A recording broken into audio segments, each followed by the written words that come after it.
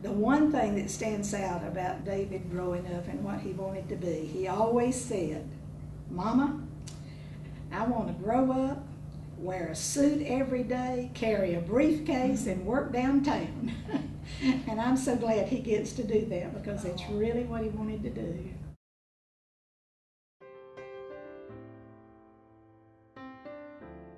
I knew what I was kind of getting into when I met him. He was very service-oriented and wanted to really help others. My dad has always been dependable growing up.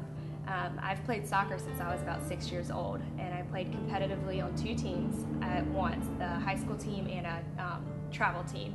And I can count on one hand how many games my dad missed from the age of 6 until I graduated at 17 years old in high school. I would say he probably missed about 3. He would take flights back from meetings to make it to a soccer game, and I remember on several circumstances then he would fly back to the meetings, and he would fly home just to see my game. And that really meant a lot. He was always dependable. I could always know that he was going to be on the sidelines cheering me on. He is honorable.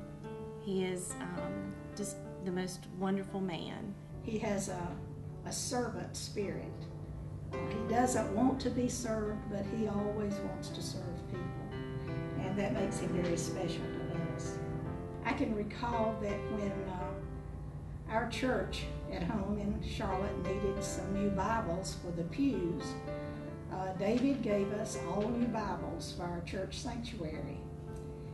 And to this day, nobody knows who gave those Bibles because he said it has to be known as an anonymous giver. And that's the way David is. He is involved in so much, not only with the real estate side, but with the family side and the church side, and just within the community itself. And he really tries to just give all that he can, give back.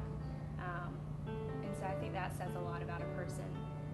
One thing that really comes to mind when I think about him being so thoughtful is the fact that he came when both of my children were born.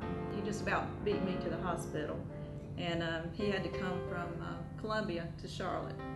So that just meant a lot to me for him to be there. One day he came home and said, "I would really like to get into commercial real estate."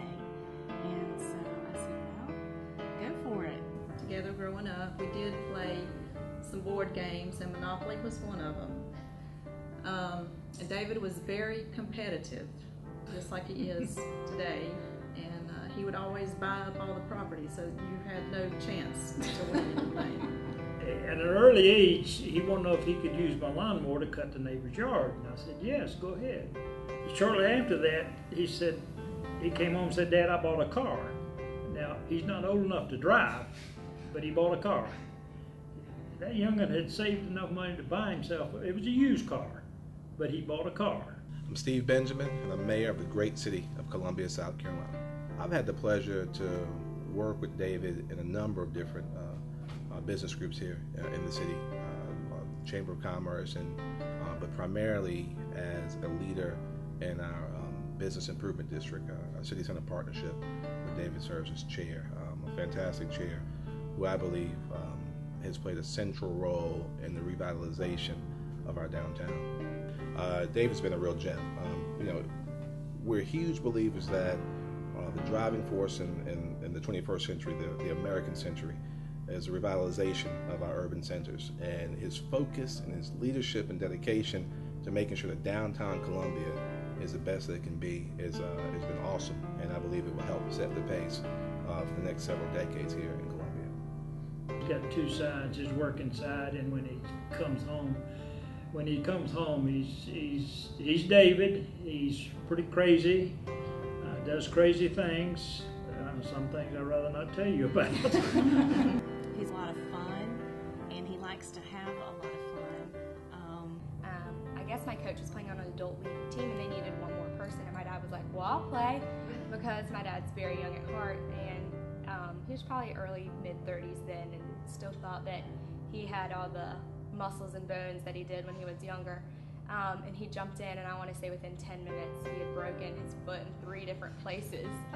And so it wasn't so funny then, but I think he leaned on me a lot trying to get back to the car that day. Now we're getting ready to celebrate our 50th wedding anniversary. And David and Lisa and Leslie, David's wife, wanted to give us a special reception.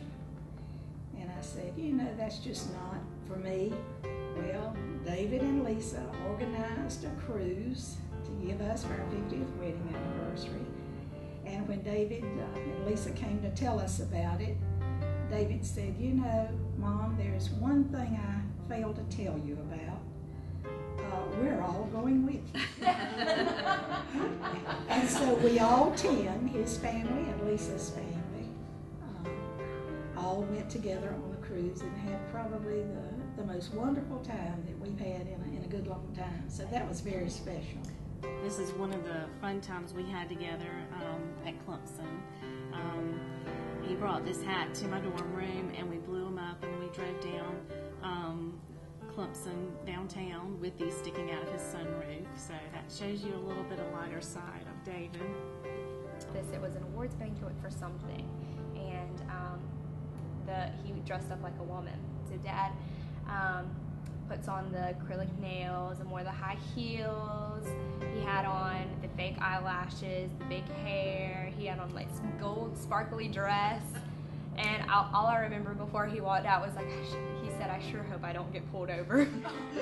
Dad, I know you're constantly on the go, constantly going, but thank you for always making time for your family, and we love you, and we thank you for all that you've done. You really deserve this. Love you.